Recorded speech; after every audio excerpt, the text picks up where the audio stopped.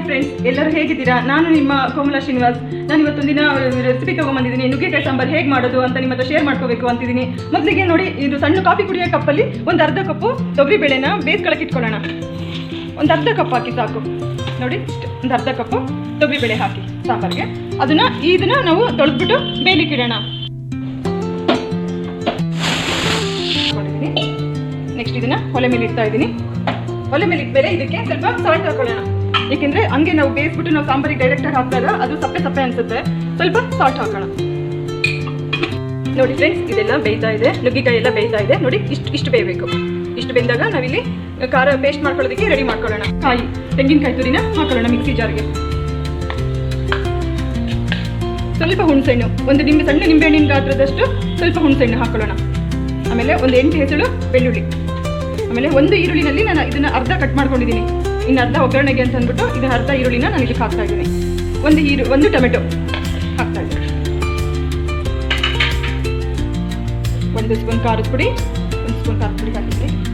ಮತ್ತು 1 ಸ್ಪೂನ್ ಸಾಂಬಾರು ಪುಡಿ ಹಾಗೂ ರುಚಿಗೆ ತಕ್ಕಷ್ಟು ಉಪ್ಪನ್ನು ಹಾಕೋತಾ ಇದ್ದೀನಿ. ನಿಮ್ಮ ಟೇಸ್ಟ್ ತಕ್ಕಂಗೆ ನೀವು ಹಾಕೊಳ್ಳಿ. ನಾನು ಒಂದೂವರೆ ಸ್ಪೂನ್ ಅಷ್ಟು ಹಾಕ್ತಾ ಇದ್ದೀನಿ. 1 ಸ್ಪೂನ್ ಖಾರದ ಪುಡಿ, 1 ಸ್ಪೂನ್ ಖಾರದ ಪುಡಿ ಹಾಕಿದ್ದೀನಿ. ಮತ್ತು 1 ಸ್ಪೂನ್ ಸಾಂಬಾರು ಪುಡಿ ಹಾಗೂ ರುಚಿಗೆ ತಕ್ಕಷ್ಟು ಉಪ್ಪನ್ನು ಹಾಕೋತಾ ಇದ್ದೀನಿ. ನಿಮ್ಮ ಟೇಸ್ಟ್ ತಕ್ಕಂಗೆ ನೀವು ಹಾಕೊಳ್ಳಿ. ನಾನು ಒಂದೂವರೆ ಸ್ಪೂನ್ ಅಷ್ಟು ಹಾಕ್ತಾ ಇದ್ದೀನಿ.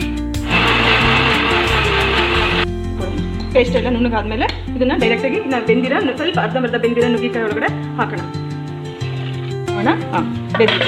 ಈಗ ಇದನ್ನು ನಾವು ಡೈರೆಕ್ಟಾಗಿ ಪಾತ್ರೆಗೆ ಹಾಕೊಳ್ಳೋಣ.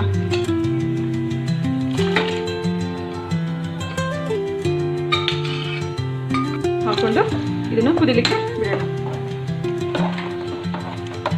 ನುಗ್ಗೆಕಾಯಿ ಎಲ್ಲ ಒಂದು 5 ನಿಮಿಷ ಬೇಯಲಿ. ಇದು ಬೆಂದ ತಕ್ಷಣ ಆಗೋಯ್ತು ಸಾರು. 1 ಟೊಮೆಟೊನ ಹೆಚ್ಚಾಕೋಣ. 1 ಟೊಮೆಟೊನ ಮಿಕ್ಸಿಗೆ ಹಾಕಿದ್ವಿ, ಇನ್ನೊಂದು ಟೊಮೆಟೊನ ಸಾಂಬಾರಿಗೆ ಹಾಕೋಣ. ಇದಕ್ಕೊಂದು ಒಗ್ಗರಣೆ ಕೊಡೋಣ. ರೆಡಿಯಾಗಿದೆ. ಇದಕ್ಕೆ ಒಗ್ಗರಣೆ ಕೊಡೋಣ. ಬಾಣಲಿಗೆ ಎಣ್ಣೆ ಹಾಕೊಳ್ಳಿ. ಎಣ್ಣೆ ಹಾಕೋದಕ್ಕೆ ಎಣ್ಣೆ ಹಾಕಿದ್ದೀನಿ. ಈಗ ಸಾಸಿವೆ ಹಾಕೋತಾ ಇದ್ದೀನಿ. ಸ್ವಲ್ಪ ಜೀರಿಗೆ,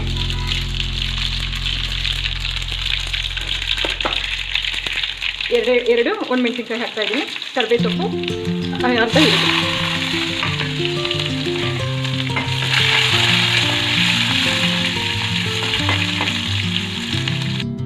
ಸ್ವಲ್ಪ ಅರಿಶಿನ ಪುಡಿ ಹಾಕ್ತಾ ಇದ್ದೀನಿ. ಈಗ ಸಾಂಬಾರಿಗೆ ಹಾಕ್ತಾ ಇದ್ದೀನಿ.